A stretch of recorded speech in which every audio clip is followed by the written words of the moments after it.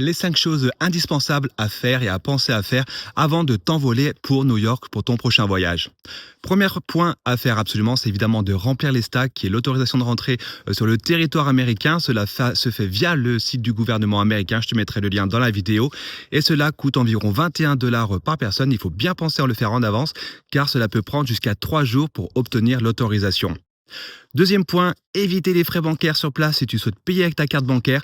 Pour ma part, j'utilise Revolut depuis des années, quasiment au quotidien, et cela évite de payer les frais de change, les frais de ta banque du quotidien, si tu souhaites l'utiliser en voyage pour faire des achats, et du coup, ça t'évite de payer les frais de conversion entre le dollar et l'euro.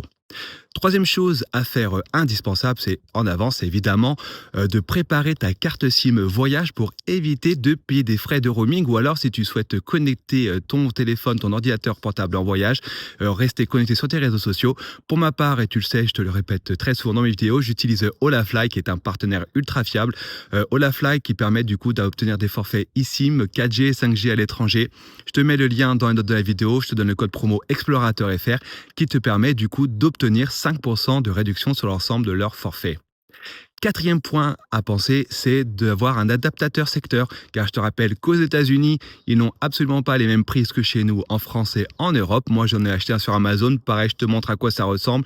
Il y a des prises USB-C, il y a des prises classiques, et ça marche ultra bien, et ça coûte 15-20 €. Faut pas chercher plus loin, ça marche extrêmement bien. Dernier point également pour ma part que j'utilise, c'est le New York City Pass. Il en existe plusieurs sur 3 jours, 5 jours et bien plus, et qui appartient près du coup à un nombre de visites plus ou moins important. Je te mets le lien pareil vers le New York City Pass, et ça te permet en fait surtout de faire de sacrées économies si tu souhaites faire les monuments les plus emblématiques de la ville, tels que la Statue de la Liberté, le Rockefeller Center ou alors l'Empire State Building.